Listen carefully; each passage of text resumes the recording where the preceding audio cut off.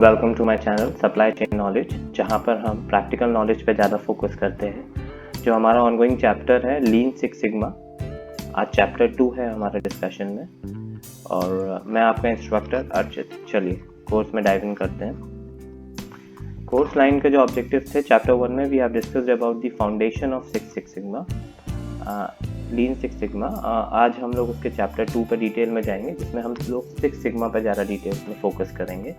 पहले हम लोग कोर्स के बारे में डाइव इन करें उससे पहले मैं चाहता हूं कि आप एक बार चैप्टर 1 में जाकर उसको एक बार डिटेल्स में चेक कर लें, तो उससे आपको एक फाउंडेशन पता लग जाएगा कि आगे हमारा कोर्स ऑफ डिस्कशन में क्या होने वाला है। चलिए जी, अगर हम लोग बात करते हैं सिक्स सिग्मा की, तो वहाँ पर डीमैक मेथोडोलॉजी इज़ वेरी इंपॉर्टेंट। डीमैक अपने आप में पूरे एक, अगर हम लोग बात करते हैं सिक्स सिग्मा की, तो six sigma is can not be implemented by a single person. It is a cross functional team involve, जहाँ पर आपका प्रोजेक्ट मैनेजर रहेगा, उससे नीचे के मेंबर्स रहेंगे, विद सब अपने एसएमईज रहेंगे जो अपने अपने डोमेन्स में मास्टर हों। तो इसमें एक मेथोडोलॉजी होती है और उसमें हम लोग सबसे पहले डिफाइन, मेजर, एनालाइज, इम्प्रूव और कंट्रोल करते हैं। ये डिफाइन स्टेप पहले इस कोर्स में इस मेथोडोलॉजी में नहीं था। बाद में जब बहुत सारी प्रॉब्लम्स आई तो जीई जो कंपनी है उसने इसको इंट्रोड्यूस किया और बाद में फिर सबने इसको एक्सेप्ट किया कि हाँ, problem definition is very important. जब तक हम उसको डिफाइन ही नहीं करेंगे तब तक हम उसकी आउटलाइन नहीं बना पाएंगे कि हमें उसको क्या करना है। तो चलिए डिफाइन के बारे में थोड़ा जानते हैं। जो हमारी डिफाइन स्टेज है उसमें सबसे पहले हम लोग कंडक्ट प्रोसेस मैपिंग करते हैं। प्रोसेस मैपिंग कंडक्ट करने में हमें बहुत ज़रूरत होती है, इसलिए जिससे हम प्रोसेस को समझ पाएँ कि प्रोसेस एक्चुअली में है क्या और हम अपने इस प्रोजेक्ट में क्या हमें इंक्लूड करना चाहिए और क्या नहीं करना चाहिए, हमारे स्कोप क्या है। तो ये बहुत ज़रूरी है। दूसरा, आउटलाइन एक्सपेक्टेड अकम्पलिशमेंट। जो उसका आउटकम होने वाला है उसको हम पहले ही से एक्सपेक्ट करके चलते हैं कि भाई ये हमारा आउटकम है। नहीं तो बहुत बार प्रोजेक्ट स्टार्टिंग में और एंडिंग में बहुत वेरिएंस आ जाता है और इसी प्रॉब्लम को रिजॉल्व करने के लिए हमें इसको आउटलाइन करना बहुत ज़रूरी है। Develop financial measurements. This is very important step in defining stage. जब तक आप फाइनेंशियली किसी भी चीज़ को लीड नहीं करते हैं तब तक आप उसको एक्चुअली से समझ नहीं पाते हैं कि उसमें इतनी कॉस्ट इन्वॉल्व करना ज़रूरी था या नहीं था। इसीलिए अगर जब आप प्रोजेक्ट स्टार्ट करते हैं तो आप ज़रूर फाइनेंशियल केपीआईज बनाइए कि ये हमारा इतना रेवेन्यू इससे इंक्रीज होगा, ये हमारी इतनी कॉस्ट लगेगी और ये expected in terms of finance outcome हमें इतना इससे प्रॉफिट होने वाला है। तो फाइनेंशियल आउटकम्स आप जरूर बनाइए और जब आपकी टीम होगी तो उसमें एक जो आपका फाइनेंशियल जो बंदा होगा फाइनेंस का, और उससे आप जरूर उस प्रोजेक्ट पे साइन करा लीजिए। जितने भी आपकी प्रोजेक्ट का लेआउट है, जो आपके डॉक्यूमेंट्स रहेंगे, उससे क्या होता है जब प्रोजेक्ट एंड होता है तो आपको साइन ऑफ में दिक्कत नहीं आती है और आप कंपैरिजन कर सकते हैं कि आपने क्या स्टार्ट किया था और आप कहाँ एंड कर रहे हैं और आपका क्या आउटकम में। आप फाइनेंशियल पर्सपेक्टिव से आप मैनेजमेंट को दिखा भी सकते हैं कि आपने ये किया है। और फोर्थ है define the problem. Definition of problem is very important, लेकिन डिफाइन अ प्रॉब्लम इसलिए मैं बोल रहा हूँ क्योंकि जब हम बात करते हैं एक प्रोजेक्ट की, तो एक प्रोजेक्ट में बहुत सारी चीज़ें इन्वॉल्व हो जाती हैं, बहुत सारी प्रोसेस मैपिंग होती है। तो उसमें समझ में बहुत बार हम लोग ये डेविएट कर जाते हैं कि हम लोग का ऑब्जेक्टिव क्या था। इसीलिए प्रोसेस को डिफाइन करना, प्रॉब्लम को डिफाइन करना बहुत ज़रूरी है और प्रॉब्लम रिवॉल्व करनी चाहिए कस्टमर के आसपास। Begin with problem that the customer believes are critical. देखिए, कस्टमर ही हमारा सेंट्रिक रहना चाहिए। जो भी हम लोग के लीन और सिक्स सिग्मा के टूल्स हैं, जब तक कस्टमर हमारा सेंटर में नहीं है तो हम उस चीज़ को ड्राइव नहीं कर पाएंगे। अगर कस्टमर को हमने सेंटर में ले रखा है तो हमें इससे ये पता लग जाएगा कि इस चीज़ को हमें रखना है और इस चीज़ को हटाना है। तो always keep your customer at centre.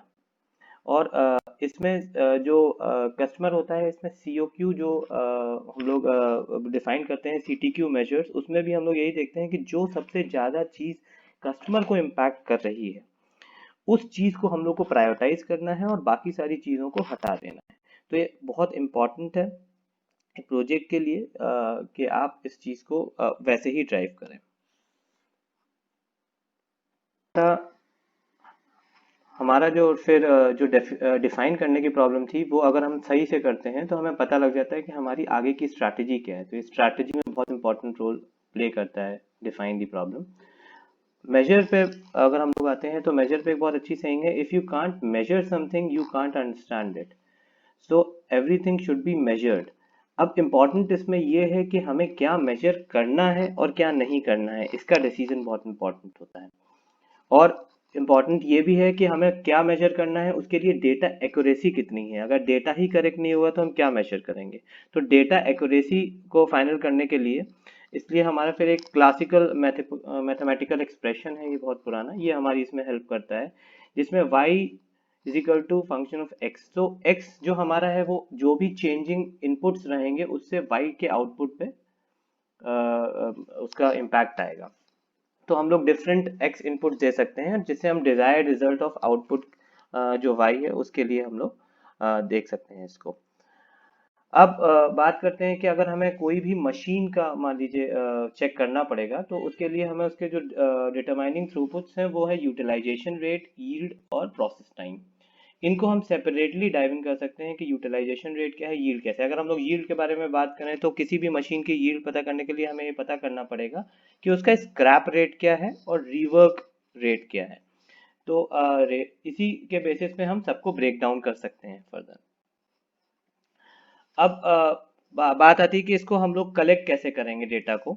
तो इसके लिए दो मेथड ये चीज़ें हैं कंसीडरेशन में हमें लेनी पड़ेंगी। एक तो है डेटा कलेक्शन मेथड और एक है ऑपरेशनल डेफिनेशन। इसमें डेटा कलेक्शन मेथड्स के लिए बहुत सारे डेटा कलेक्शन मेथड्स होते हैं जो मैं आपको बताऊंगा सेपरेटली। अब अगर हम लोग बात करते हैं ऑपरेशनल डेफिनेशंस की, तो इसमें हम लोगों को क्या डिफाइन करना है, इसमें बहुत ही इंपॉर्टेंट ये है कि जब हमारी एक टीम होती है और डिफरेंट टर्म्स आते हैं, तो मैंने ऑब्जर्व किया डिफरेंट इंडस्ट्री में अलग अलग टर्म्स की अलग अलग माइन्यूट डेफिनेशंस हो जाती हैं, जिसकी अंडरस्टैंडिंग की वजह से बहुत बड़ी प्रॉब्लम प्रोजेक्ट में आ जाती है। Just an example, cycle time जो है वो बहुत सारी कंपनी में उसमें उसकी डेफिनेशन में स्लाइट डिफरेंस होता है। तो इट इज़ बेटर दैट कि हम एक स्टैंडर्ड बनाएं और जितने भी हमारे स्टैंडर्ड टर्म्स हैं उनको हम डिफाइन कर लें प्रोजेक्ट स्टार्टअप करने से पहले। ये इम्पॉर्टेंट मेजरिंग टूल्स हैं जो बहुत इम्पॉर्टेंट है हमारे मेजर करने के लिए। सबसे पहला है जो डेटा कलेक्शन, तो राइट डेटा ये कैप्चर करता है। Second is cause and effect diagram, fishbone, हम इसको फिशबोन भी बोलते हैं। और ये हमारा राइट डेटा कलेक्ट हो रहा है नहीं हो रहा है इस पे बहुत इंपॉर्टेंट प्ले करता है ये रोल।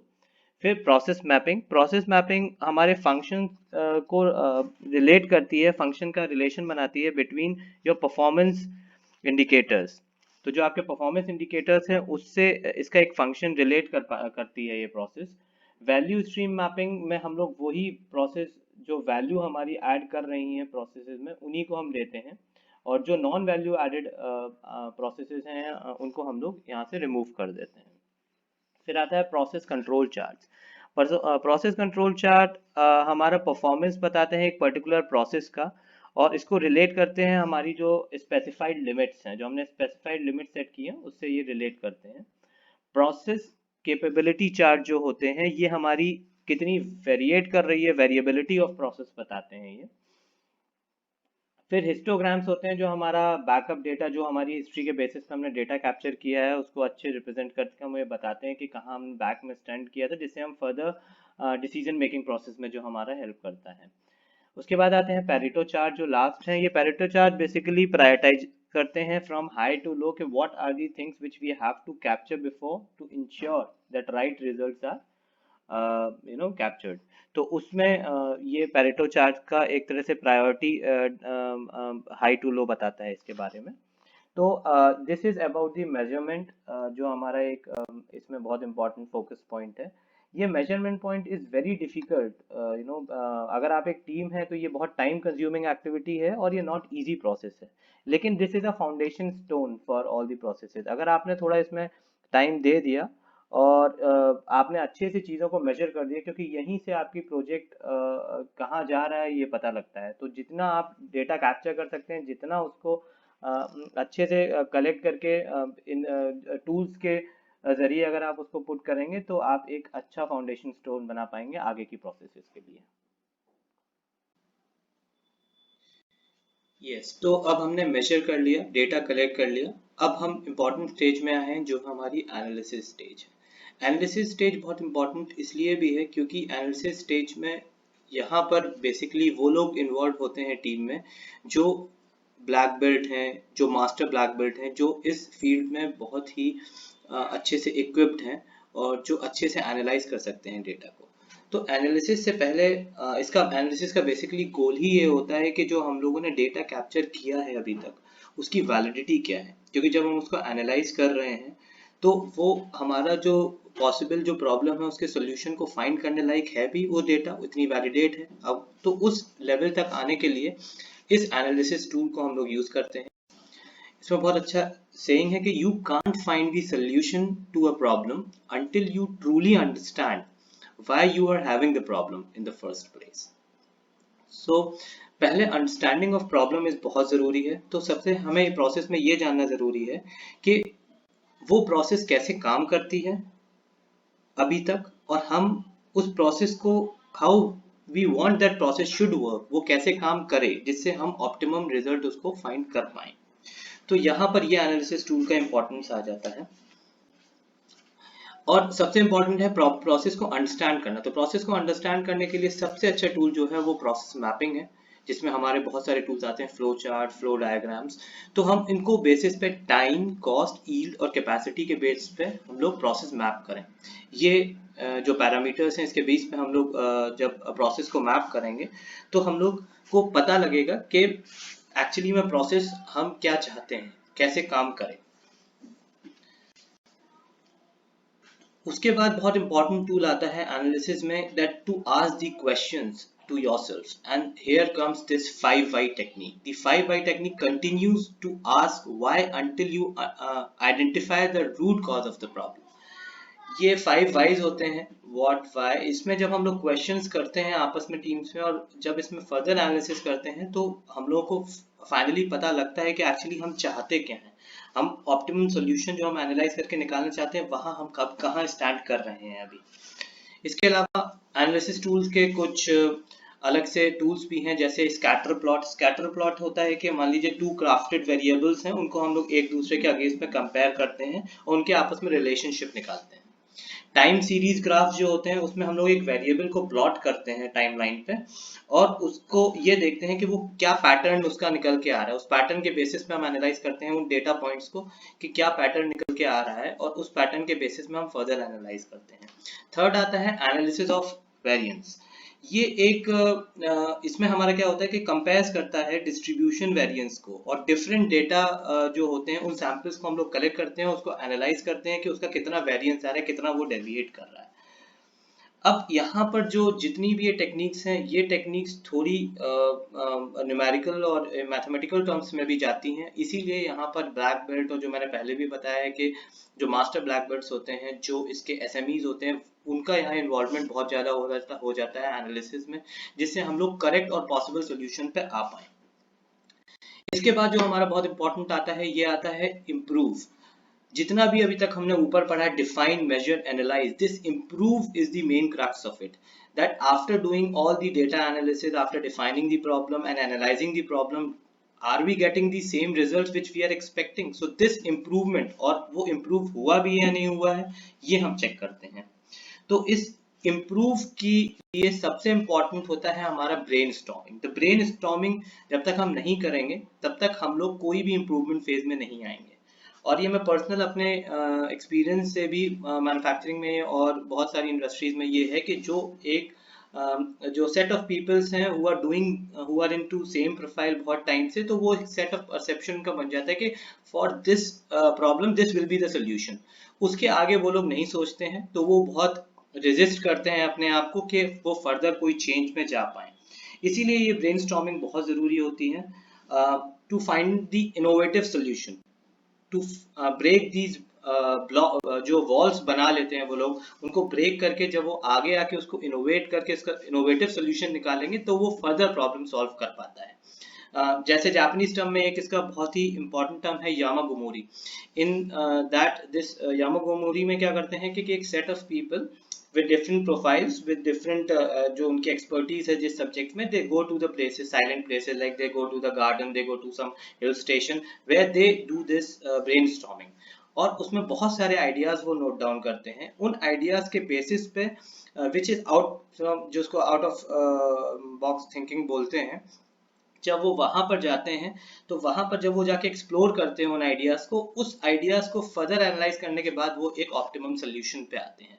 और बहुत बार ऐसा होता है कि जो सोल्यूशन हमारा निकल के आता है वो केवल हमारे डिफेक्ट्स ही कम नहीं करता, वो हमारी प्रोसेस भी एलिमिनेट कर देता है, बहुत सारे उससे भी आगे निकल जाता है, वेस्ट कम कर देता है प्रोसेस में, फाइनेंशियल आउटकम्स दे देता है हमें। एक्चुअली वो एक सिक्स सिग्मा से फर्दर माइग्रेट होके वो चला जाता है लीन में, और वो तभी होता है जब हम आउट ऑफ बॉक्स थिंकिंग करते हैं। और ये इसको एक ब्लू ओशन स्ट्रैटेजी भी कहते हैं। जब हम इनोवेटिव थिंकिंग अपने यहाँ लाते हैं तो हम एक ऐसे सी में, ओशन में चले जाते हैं जहां पर हमारे कॉम्पिटिटर्स हमसे बहुत पीछे रह जाते हैं। तो ये ब्रेनस्टॉर्मिंग इज वेरी इंपॉर्टेंट। अब दूसरा आता है communicating. Communicating amongst group of people, जो हमारे टीम के मेंबर्स हैं प्लस जो इनडायरेक्टली हमसे कहीं कहीं कनेक्टेड हैं, उनके साथ हमारा कम्युनिकेशन बहुत स्ट्रांग होना चाहिए।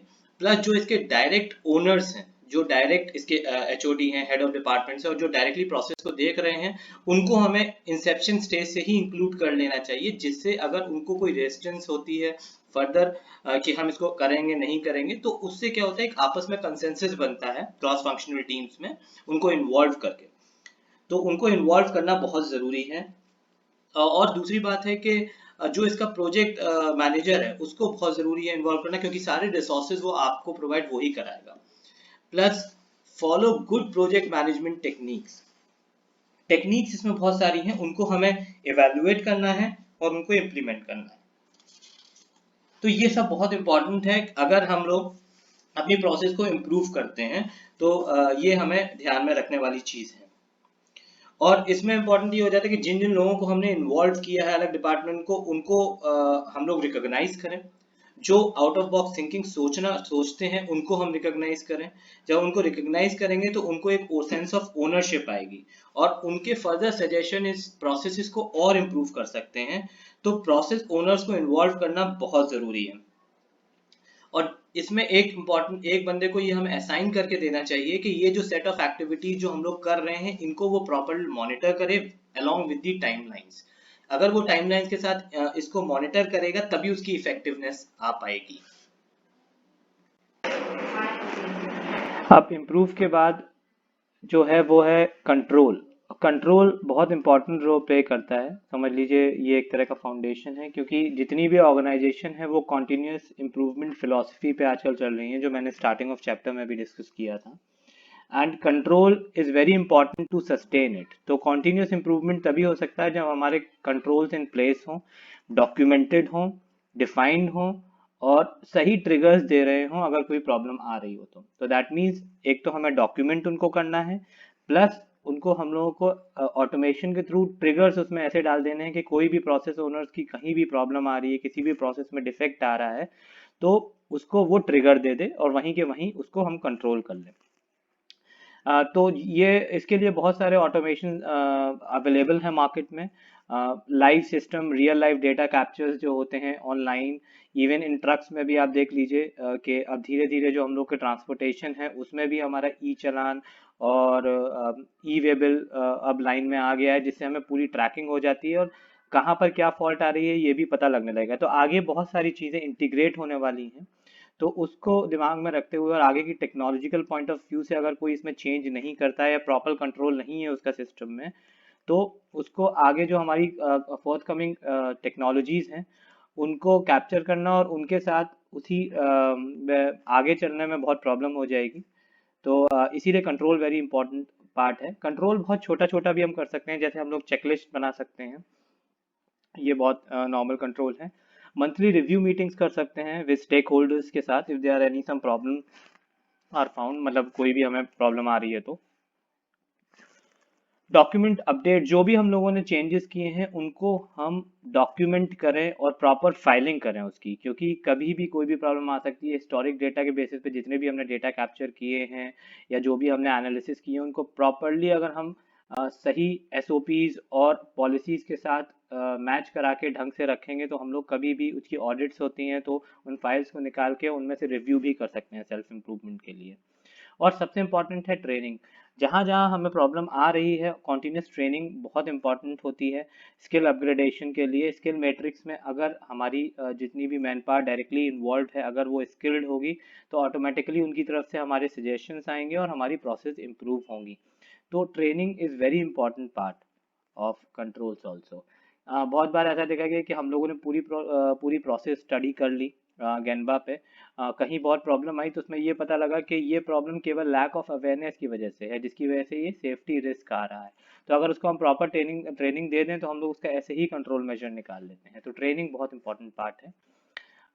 अब जो हमारा कंट्रोल होता है वो दो तरह से हो सकता है। एक तो हमारा होता है मिस्टेक प्रिवेंशन और एक मिस्टेक प्रूफिंग। मिस्टेक प्रिवेंशन जो होता है वो स्टॉप एट फर्स्ट प्लेस। हम लोग ऐसे प्रिवेंट करें, हम लोग ऐसे गार्ड करें अपनी प्रोसेस को कि उसमें एरर हो ही ना पाए। ये बहुत ज़रूरी है। जैसे इसका एग्जांपल मान लीजिए कि जैसे बहुत सारे फॉर्मेट मार्केट से आ रहे हैं, तो हमारा जो सिस्टम है कंपनी का, उसमें ऐसा सॉफ्टवेयर है कि जब तक उसकी फॉर्मेटिंग उस तरह से नहीं होगी तब तक उसमें अपलोड ही नहीं करा सकते हैं।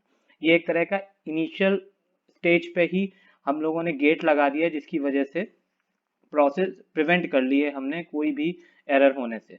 तो ये एक तरह का एग्जांपल है। दूसरा है mistake proofing. Mistake proofing is suppose कि अगर प्रॉब्लम आगे चली जाती है तो वो फर्दर पास ना हो पाए सेकेंड लेवल पे। ये एग्जांपल आप देख सकते हैं, जैसे ड्राइव थ्रू लेन्स में बहुत सारा होता है। जैसे आप मैकडी में जा रहे हैं, आपने बर्गर्स लिए या कुछ भी लिया, तो आप ड्राइव थ्रू लेन्स में जा रहे हैं तो बहुत बार आपकी रिपीट ऑर्डर्स हो जाते हैं। लेकिन वो रिपीट ऑर्डर्स में भी वो किचन से पहले जाएं तो वहां पर क्लॉज आ जाता है कि सेकंड स्टेज में वो नहीं जाते हैं, वो पहले ही उनके पास सॉफ्टवेयर्स होते हैं ये मिस्टेक प्रूफिंग के, तो वो वहीं पर फर्स्ट इनिशियल ऑर्डर पे ही उसको रोक देते हैं बाई सम ट्रेसिंग मेथड और लिंकिंग मेथड्स।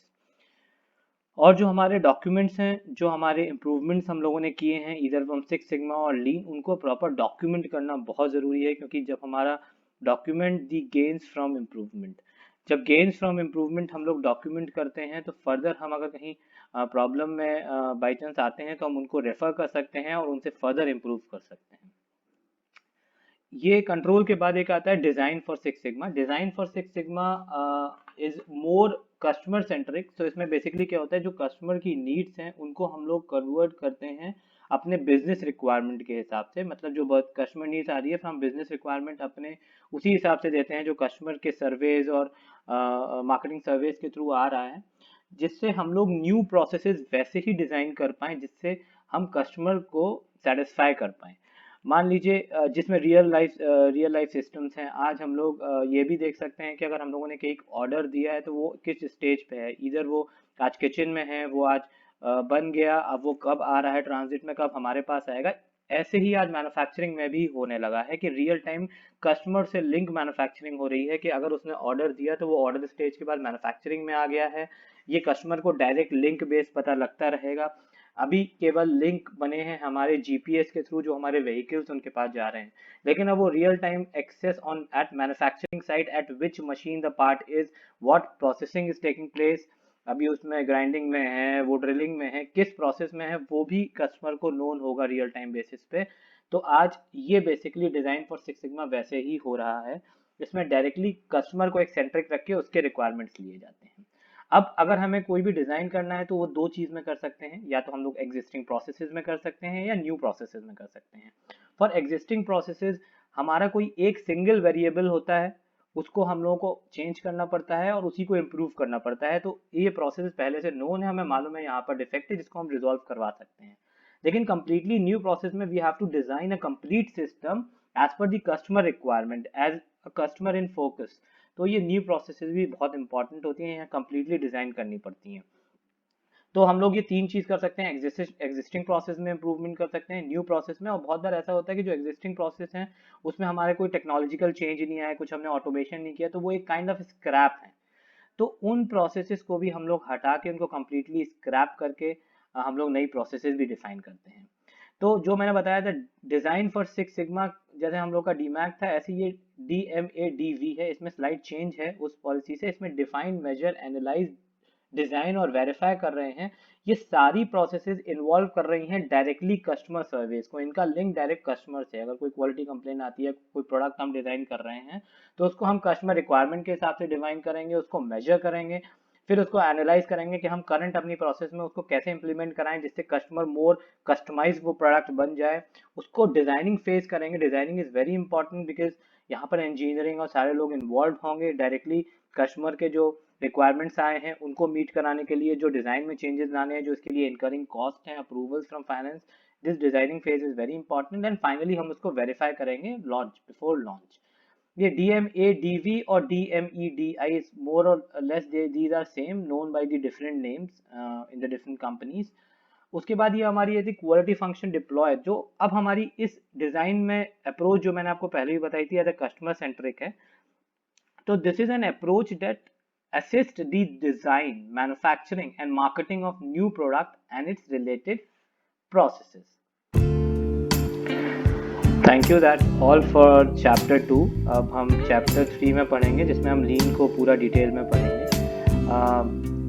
और आप सब लोगों से रिक्वेस्ट है कि प्लीज़ मेरे चैनल को लाइक और सब्सक्राइब करिए। जब आप लाइक और सब्सक्राइब करते हैं तो हम लोग को मोटिवेशन मिलता है कि आगे हम ऐसे ही चैनल्स, ऐसे ही क्वालिटी कंटेंट आपको देते रहें, जो रियल लाइफ एग्जाम्पल्स जो कंपनी में हो रहे हैं, चाहे वो प्रोफेशनल्स हों चाहे वो फ्रेशर्स हों, जिनसे देख के वो फ्रीली उस नॉलेज को एक्वायर कर सकते हैं और अपने करियर में उनको इम्प्लीमेंट कर सकते हैं। Thank you. तो प्लीज़ लाइक एंड सब्सक्राइब।